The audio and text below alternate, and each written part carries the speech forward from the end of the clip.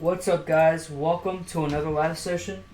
Today is October 24th, 2019, and we're back at it again on the charts. Hope you guys are well. Just looking at the chat, Mike Pence speech at 11 a.m.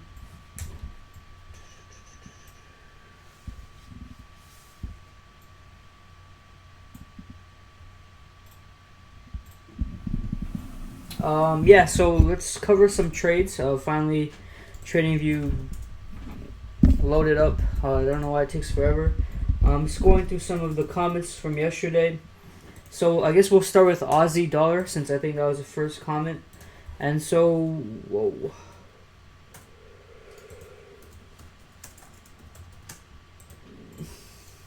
Let me load my chart layout. Oh. What is going on here?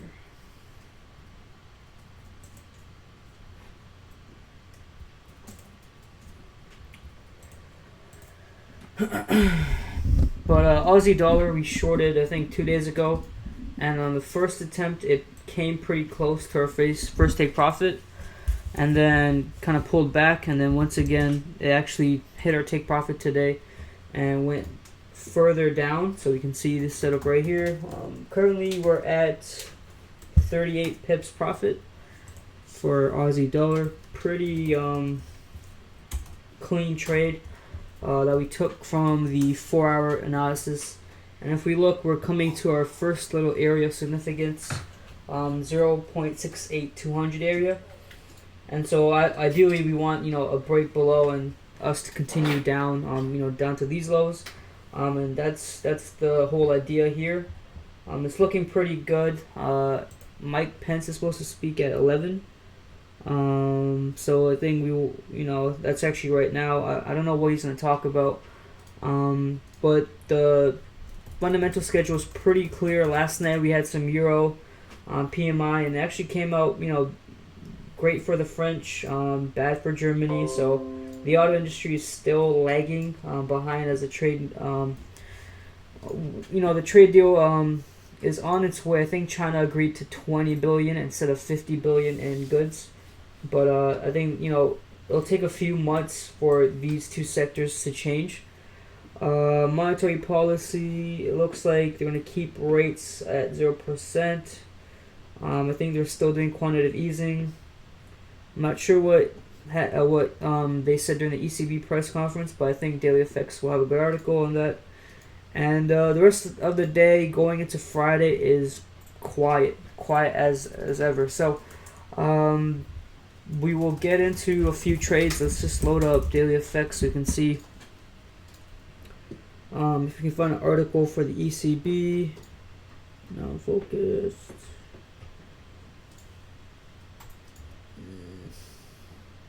Okay, let's go. So this is a good article. Let's see what it says. Eurusd sees muted reaction to latest ECB decision as expected. Expects asset purchase to return as long as necessary. So these are their rates, all basically what they expected. So deposit rate is the same, main refinancing rate is the same, and marginal lending rate is the same. So obviously we didn't get much of a reaction. And I think we just got our alert on Eurusd short. So we're going to let Aussie run out. Hopefully we can get some more pips as the day goes on. Eurusd, this was a short idea we discussed yesterday. We wanted to close below 1.11 thousand. We just got it with Eurusd snapping down. Going to the hour, let's enter short. We got that closure. I'm confident in going short for Eurusd. So this will be the setup. I'm trying to make this squeezed in so you guys can see. We did get that closure outside, a nice closure. I'm confident. Let's just see.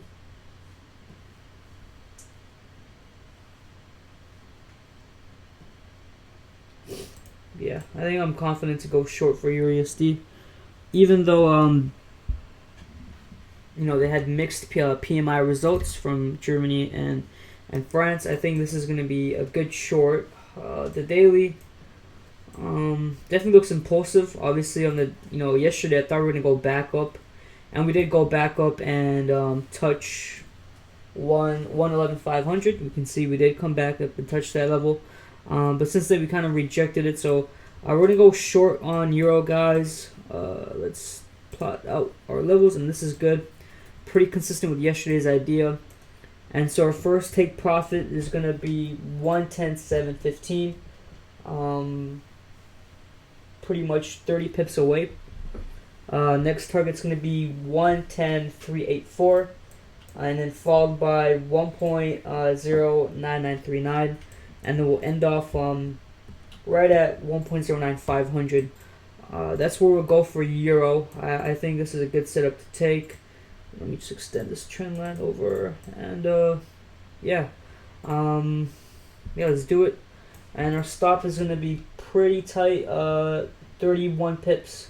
A 31 pip stop, and we had a nice chunk of pips coming from USD and EURUSD, and also gold brought in around 60-ish last night. So go ahead and enter, guys. These are your levels, and we'll see what happens. We have around 34 hours left in the trading week.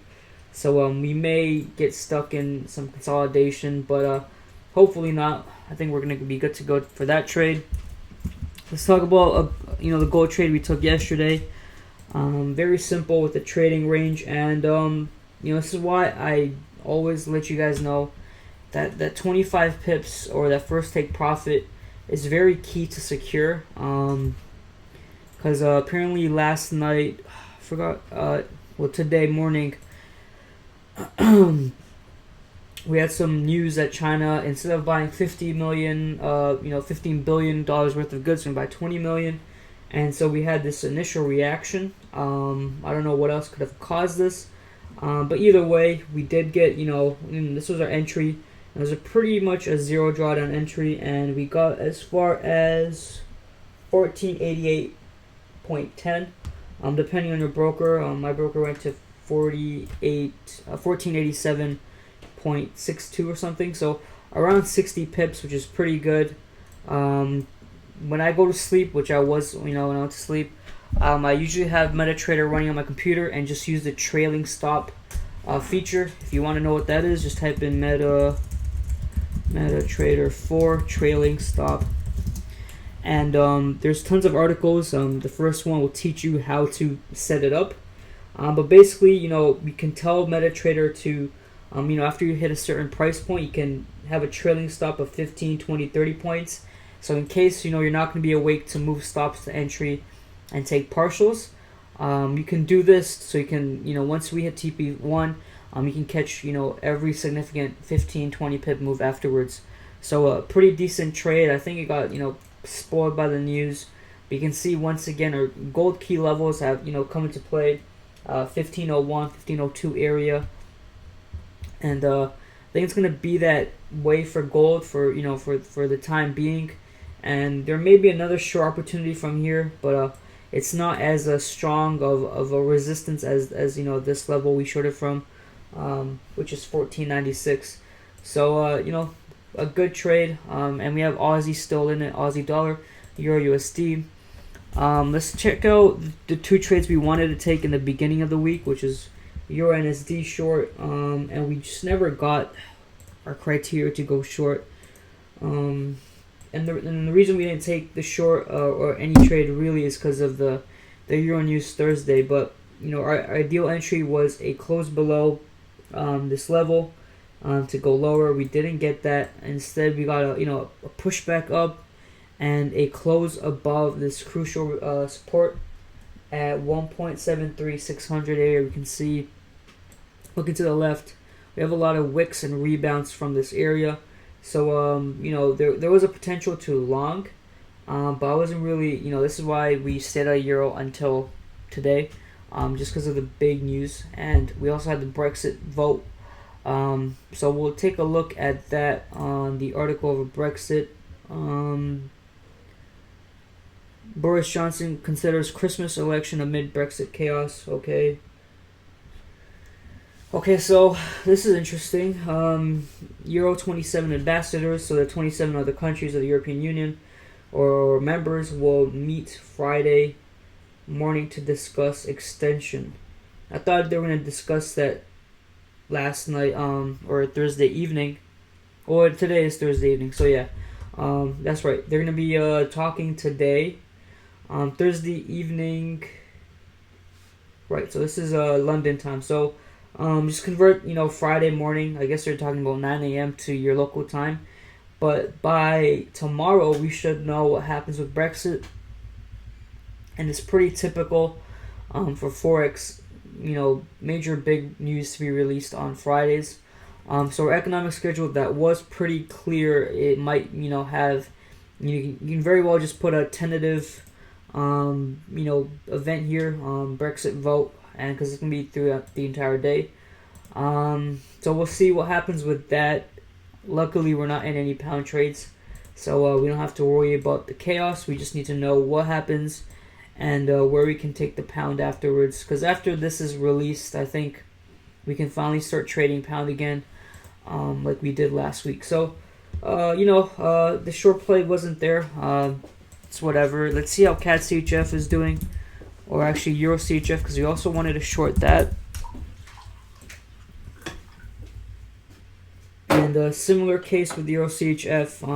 It's been stuck between this area and this, so it's just been, in and around here. We recently had a fake out. That's why you wait for that break, retest, rejection. People got faked out to go long, and so who knows, our trade idea to go short could be available next week. But this is what we wanted, a close below. Alternatively, I am looking at some intraday setups to take to finish off this week, because Euro and Aussie dollar could consolidate a bit before making moves. And one of the trades was USD CAD, in particular a short. We were discussing, I think on Tuesday's session, the possibility to go short. And so this is what we're talking about. If you go back to our session before on Tuesday, we wanted, we can see a clear resistance here, okay? 1.30,700. And we wanted the break, which we got a very nice break. It's a nice bearish break. Once again, we wanted that retest, and then we wanted that rejection, a candle closing below these previous two candles. We didn't get that, so this is a classic fake out. A lot of people call them the market makers, or whoever it is, whatever you want to call them. You can call them God if you want to, but whoever runs the markets, many traders feel like they like to fake out users, because apparently the broker will make money that way, or pump and dumps, whatever it may be. So this is a fake out. A novice trader will see a huge break of a support, a nice big candle, and they're gonna think it's time to go short. And what happens in the very next candle, the very next candle on the hourly time frame, you get snapped all the way back up, and you have a closure above support. Where's price likely to go now? If you look, you can see we have some highs around this area. So I'd say 131,000. So 31,000 is where USD CAD can go. And so this is why I always wait for that break and retest, or you look for signs of a clear short. And obviously, right now what we wanted was that rejection after this green candle. But if you look, we've kind of printed a hammer, and it's looking like we're gonna go higher. So for anyone in USD CAD, our short setup was not validated to enter. And the reason why I give you guys criteria to enter is because I can't stay up 24/7. I do other stuff at Forex Lens, and I go to sleep like any normal person. So during the London session is when I'm usually asleep. That's when a lot of these moves happen, and or early morning, in the New York session, and that's when you guys have to take what I say and use it to your advantage to enter the trade. I wish my job was 24/7 of trading, but no one can stay up that long. But anyways, for USD CAD, I would have loved to do an intraday long to this level. As you know, especially as gold rises, I think as gold drops, USD CAD will rise. And the only issue is, in the time being, it's kind of spiked up. And the setup is still pretty decent, but if you look, it's 1.83, and we're already at 130.830 for USD CAD. So we're 20 pips away from our target. It's not really worth the risk exposure to trade for 20 pips unless you're a scalper, but it's fine. We just gotta go over setups that didn't get activated and see why they didn't. And also I was looking at USD CHF going long, and kind of on the way there. And the reason for a long is, if we extend this over, we do have a pretty decent support right here. If we look, we had support initiated here and here to go higher. Most notably, our target level would be 1.00300, and I might do a live call on this to go long, because if you guys know, if Euro USD drops, USD CHF will rise as their inverses, and so we could have this play out. I'm just gonna go to the 4 hourly to see. So on the 4 hour, we can see our past ascending channel come back into play, and we're currently coming to touch that bottom trend line. And so for this trade opportunity, I just want us to close above this trend line for us to go long. So our entry will be somewhere here. Our stops could be pretty tight on this trade, and we can go long. So I'll give you guys a second to draw this on the 4 hour on your charts. A pretty clean ascending channel. We had that break, and we're going to see what happens here. If we get a close above, then we can confirm to go long. If we get a rejection here, then it goes back to our our basic strategy. Whenever you have a nice pattern, like ascending pattern, you usually have a break, you'll have a retest. If we get a rejection, we can take the short opportunity. But because of Euro falling, or we expect it to fall, I expect USD CHF to rise, and so we're going to trade the correlation of the two trades. So I think that'd be a good place to end off. We still have the pound chaos Brexit thing daunting over our heads. It's like a cloud that just won't leave. But I think Friday will be the end of it all, whether good or bad. And thankfully, we had 2 swing trades from last week that we held on to that brought around 150 pips. So pretty good with that. And I'm content we don't have any losing trades for the week. So that's always a bonus. We take what the market gives us. Don't force the issue. And obviously next week we're going to have a full week that's pretty quiet in terms of fundamentals. And I think Brexit will be out of the way, out of mind. So I'll see you guys tomorrow for our free, weekly recap session. If you have any friends that trade, make sure to invite them. It's obviously free, and get them to get onto the portal, not just the YouTube. That way they can see the whole use of our portal. And if you guys have any last minute pair recommendations, let me know. Actually, let's check Bitcoin, because we did talk about it yesterday. Why not? And then we can end off the session. This week was pretty good. We had 20-minute sessions all throughout, straight to the point. And Bitcoin is doing something interesting here. So yesterday, just to recap what we talked about, go into the daily. Yesterday, for those that weren't able to catch yesterday's session, what I'm going to say right now can be used in Forex as well. And it's basically goes like this. Whenever you have a significant move down, and we know Bitcoin's been in a a significant downtrend, dating back to June of this year, and we can see we're making lower highs, lower lows. And what happens is, when you have a significant move in the market followed by consolidation, the next breakout of that consolidation is usually the same size as the previous meltdown. And what I mean by that is, if we measure how much Bitcoin dropped the last time it spilled out, and then we look at the consolidation. The next time we break out, we're going to have an equivalent move down. So this is where the target of 6,000 comes in mind, and even lower. And back to our, our bread and butter. We can look on the 4-hour. We can see that yesterday we finally got a closure below 7,500. And right now we're just printing hammers, kind of rejecting. And if you missed the Bitcoin short, you have a great entry point here. And we've spoke about this before in the past. Is when you're, when you're on the 4-hour, and you see a bunch of, hammers going one way or the other. The best way to get the entry is to go on the 15-minute time frame and see where it has created support. And you can see at right around 7,400, Bitcoin has created a pretty nice support.